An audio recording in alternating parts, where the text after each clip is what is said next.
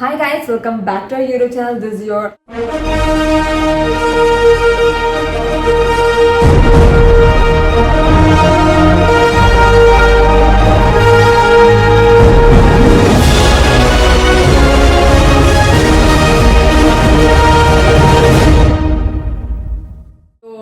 today's 29th and around 3 o'clock Raksha will be leaving the home. Farewell to her. So I think this is gonna be the last video in which both the brain cells will be there. Yeah, like for the longest time we've been together after so long. Yeah, I miss you. So we were simply sitting and so we decided to come up with this ginormously informative video in this YouTube channel. This is gonna be a video which will help you people to know more if you are planning to enroll to Christ University as a PG or a UG student. We are going to be talking about stuff like the application procedure, the interview procedure, and any important things that you should know while you're enrolling, as well as the rules and regulations that you must follow. So sit back and enjoy.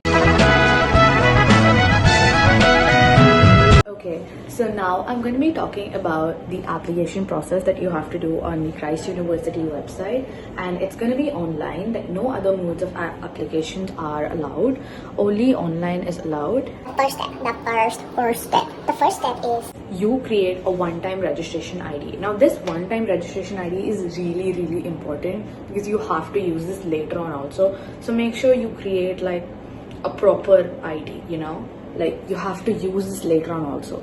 So don't forget to remember the ID and note it down somewhere, because they'll keep asking the same ID again and again when you're trying to go to the next steps and all of that, right? When you fill in your personal details, you have to make sure that all of these details are there, like your class 10th result, your 11th result, your 12th result, and all the other certificates that you have, and your details about your parents' occupation and where they're from, and your other personal details. After filling all of your details, you get an OTP on your email ID and the mobile number that you've mentioned. After entering the details, obviously you have to press on login. Once you've mentioned your email ID and your password, just press login. Just in case you're like me and you don't remember the password for the 100th time. If you don't remember, you can press on forget password button and it'll show you the steps that you have to follow in order to reset your password again.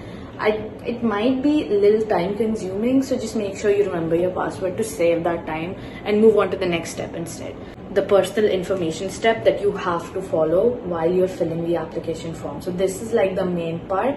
All of the steps are important, but I feel like this step is a little more important because it has a lot of details that you need to pay attention to. And if you don't follow the details, it might get a little messy because you'll have to keep redoing it again and again if you don't pay attention to it. Bruh. The first step is you have to select what program you want to study and what campus do you want to study into. Now there is an option of having so there are preferences of what programs you want to do and in which campus. So you could choose like BBA in finance and economics, or BBA in analytics, or BBA honors, but you have to give a preference on what campus do you want to study this course in. So not all BBA courses are available on every campus. There are some BBA courses that are not available in Delhi NCR campus. So when you have to upload a photo 3.5 centimeters into 4.5 centimeters formal dress with white background only, which is not more than 100 kb, and photos that are taken with maybe some background like this. maybe some background like this, or maybe have a background that is not white, or if it's taken on a phone, or taken in a car, or maybe taken in a hurry rush, and it's not taken professionally. They will not accept it. I kid you not. they will not accept it, they will reject it. The next step is you have to read the terms and conditions before signing the declaration that they give you, and you have to select the declaration box below. Okay. Next step is giving information about your parents and your guardians, and this is also really important because your parents might be living in some other place, but your guardian might be living in some other place. So make sure you provide your current address and your permanent home address both. both of them has to be mentioned. Educational details. So when you're filling in your educational details, you have to upload your class 10 document, your class 10 certificate, and basically the final report cards of all 3 grades, like class 10, class 11 and class 12. If you've entered all of these details, the next step is really important. You have to make sure that whatever you've written, whatever you've typed in all of the boxes is correct.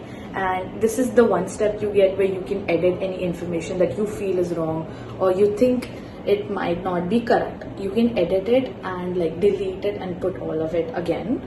And once it is submitted, so the importance, because if you submit it once, you cannot retake your application form back. So if you have to edit it, you can do it in this step. You have to select the date for the online entrance test and the venue for the selection process. So while you're selecting the dates, just make sure you know what dates you pick. So don't pick dates that won't be convenient for you.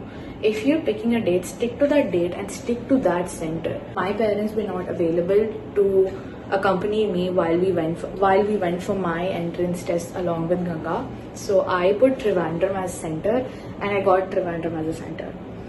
And no requests for changes in the date or the venue will be entertained, just so you know. They will not change your date of entrance examination only because you are somewhere else or you have some issue. That's not gonna work. Once all of these steps are followed, the next step is that you need to save the information in every page that you're typing in. Like you need to press the save button. There'll be this save button. So press that save button and go to the next page. If you've not filled all of the mandatory fields, then the application will not go forward. So make sure you filled all of the information that's been asked to you, and everything should be accurate, just so you don't mess it up and risk your chances of getting into Christ University. The application fee payment. So there are different payment methods that you can use. You can use net banking, you can use credit card, or you can use UPI, debit card, or any of these above for the payment of the fees.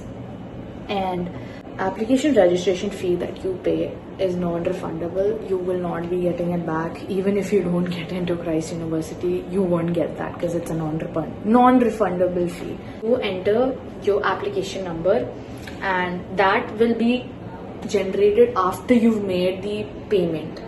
There will be a 9-digit number that will be generated. So application number, again, note this down, like note all the numbers and passwords down because it will come in handy when you have to use it later.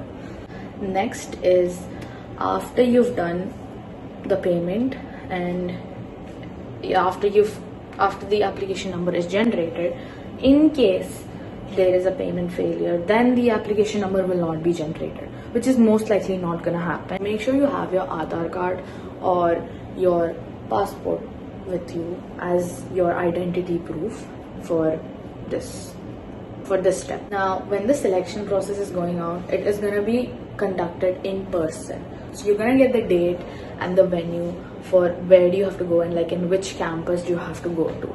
And it depends on your preference that you've mentioned earlier and what program do you want to do. For example, me and Ganga, our preference was getting into, like our first preference was Central Campus, and for me, my second preference was Pune Lavasa Campus, and Ganga's second preference was Yashwantpur Campus. So we both put Central Campus as our first preference, and we had to give our interview in Central Campus based on our preference.